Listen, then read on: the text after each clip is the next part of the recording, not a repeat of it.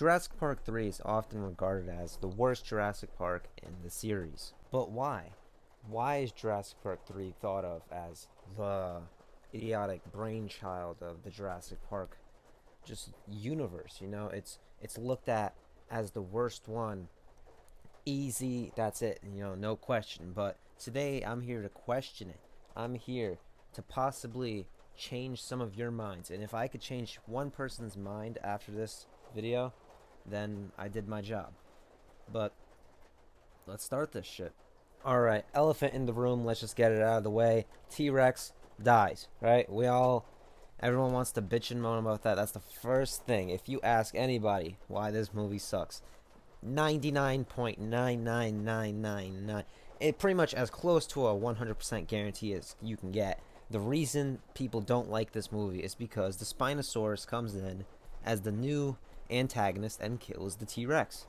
Whether that's the baby T-Rex from Jurassic Park 2, The Lost World, who fucking knows at this point, honestly. I've seen theories, I've seen videos. It's all pretty much up in the air. But this is the main reason most people don't like this movie. The T-Rex is the symbol of Jurassic Park for many people. So when the main symbol of the movie just gets killed, obviously you gotta understand where those people are, they're coming from, where their hate is coming from. The fight, in my opinion, was too short. It was kind of lackluster, and the Spinosaurus did just pretty much kill the T-Rex for no reason. The T-Rex was eating its food. There's really no reason to believe a T-Rex would go after a couple of small humans when it's got its, it's already dead, like, kill in its territory. But, it could have just thought, oh, hey, I could just eat these humans as snacks now, and I'll still have my food for later, But moving on, this is the only Jurassic Park movie that has humans freely roaming on a dinosaur island with no restrictions, no fences, no cages, no security enclosures, no electrified fences, nothing, no barriers, nothing. It's just a wild habitat, and it's just crazy to see how these humans would actually interact in this environment. And it's just the different change of pace from every other movie where they're either capturing a dinosaur or they're running away from them in like a park. Like that whole idea of a park is just overplayed at this point.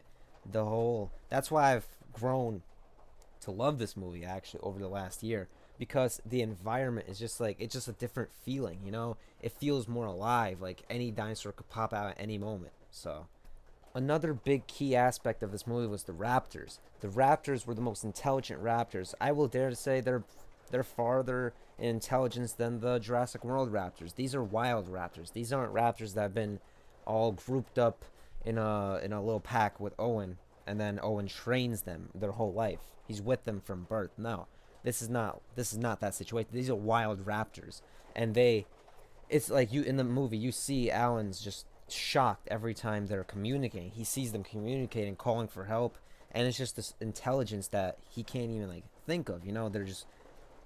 It's just 65 million years ago these creatures had these predatory instincts where they could just work as a unit, work as one, and just accomplish everything. But it's very, very, very interesting in the movie. It plays out very well.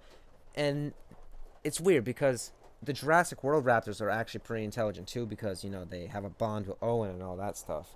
But the Jurassic Park 3 raptors impressed me more personally because they even made a trap for that Mrs. Kirby to come out of the tree because they saw Udesky was alive. And then as soon as she was about to come out, the two raptors came out, and then they couldn't get her, and then they killed Udesky and ran off. So overall, the movie isn't as bad as a lot of people make it out to be. The pteranodons were pretty good. It wasn't awful.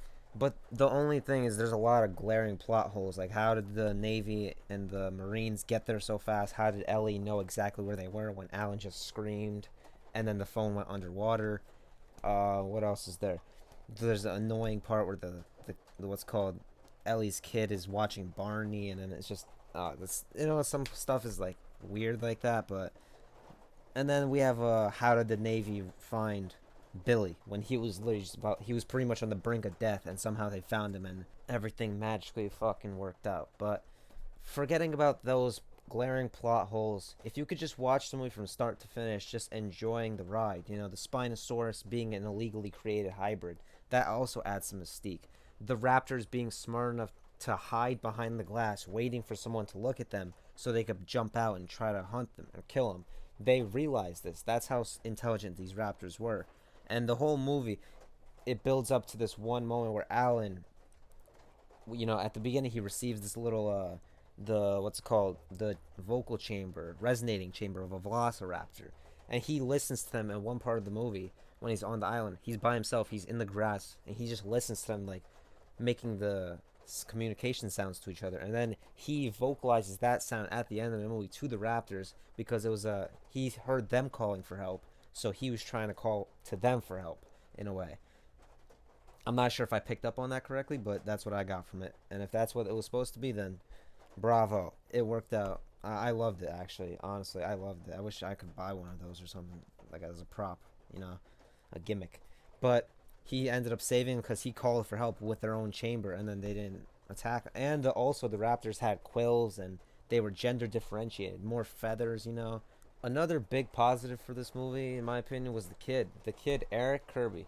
He wasn't like a stereotypical kid that you'd expect in a Jurassic Park movie. Every movie has a kid. It's either corny, it's sort of cringy, corny, or it just overstays its welcome. It just feels forced. It doesn't feel like it fits. In The Lost World, Ian Malcolm's daughter doing like gymnastics on a raptor, like that shit's corny to me. I'm sorry, but it's just corny. And I like the kids in the Jurassic Park 1. They were very good actors. That movie's just a classic, obviously. But Jurassic World, I didn't really care about the kids. I didn't really give a fuck, honestly, what happened to them. But they were there, They were alright. But in this movie, the kid survives, I think, 8 weeks on Isla Sorna alone, right? After the Kirbys try to enlist Alan Grant and Billy to come on the island, because they think he's been on the island before, to come rescue their son, But what they don't know is that Alan Grant was on Isla Nublar, not Isla Sorna.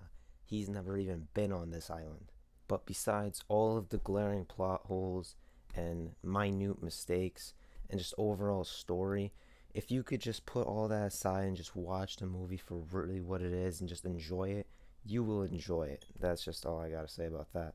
So I hope you guys enjoyed the video. Please like, comment, subscribe. More Jurassic Park videos to come. Thank you. Leave any ideas in the comments. Thanks for watching, guys. Peace.